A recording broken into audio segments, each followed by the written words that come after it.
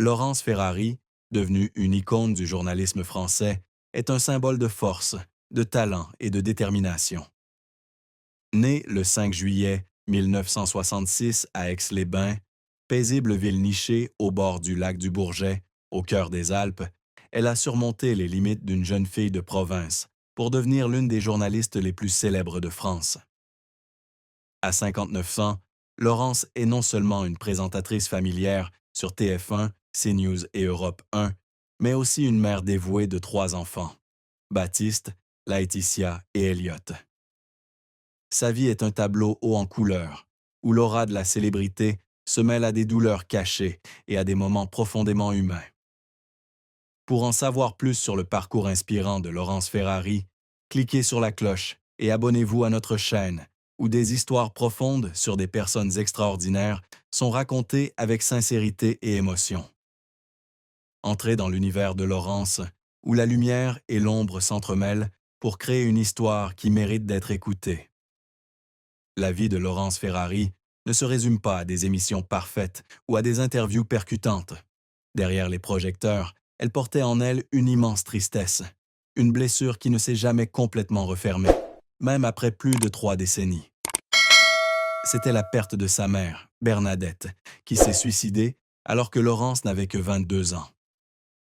En 1989, alors que Bernadette, professeure d'anglais, affrontait les tourments d'un trouble bipolaire, elle a choisi de se jeter sous un train, laissant chez Laurence et ses 2 sœurs un vide incompressible. Cette douleur, tel un vent froid soufflant sur le lac du Bourget, s'est ancrée dans l'âme de Laurence, devenant une part indissociable d'elle-même. Durant les années qui ont suivi, Laurence a rarement évoqué sa mère en public. La douleur était si grande, si profonde, qu'elle a choisi de l'enfermer dans un recoin de son cœur, où seuls subsistaient rêves et souvenirs. Lorsque Laetitia, la fille de Laurence, a décidé de réaliser le documentaire L'Absente pour raconter l'histoire de sa grand-mère, Laurence a dû à nouveau affronter ses vieilles blessures.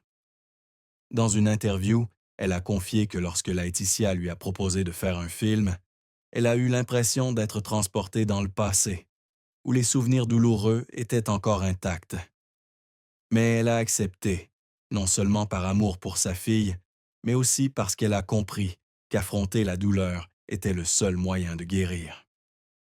Le film n'est pas seulement un voyage pour Laetitia afin de comprendre la grand-mère qu'elle n'a jamais rencontrée, mais aussi comment Laurence apprend à se pardonner, à pardonner les années passées, à fuir la douleur. J'ai toujours pensé que les cicatrices qui nous rendent forts sont celles qui sont visibles, a-t-elle déclaré d'une voix étranglée, comme si chaque mot était un coup de couteau dans son cœur. Cette tristesse, bien qu'adoucie par le temps, fait toujours partie de l'identité de Laurence Ferrari, une femme résiliente qui porte en elle la fragilité d'une fille qui a perdu sa mère bien-aimée. Le parcours amoureux de Laurence Ferrari est aussi une histoire riche en émotions, où elle a vécu à la fois des jours glorieux et d'inévitables moments d'obscurité. En 1993, Laurence a épousé Thomas Hugues, un journaliste talentueux et son compagnon à la télévision.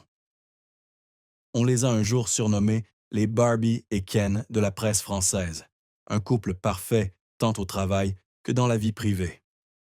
De 1993 à 2007, ils ont fondé une famille avec 2 enfants. Baptiste né en 1993 et Laetitia née en 1995. Ensemble, ils ont animé l'émission 7 à 8 sur TF1, partageant des moments professionnels glorieux et des rêves partagés.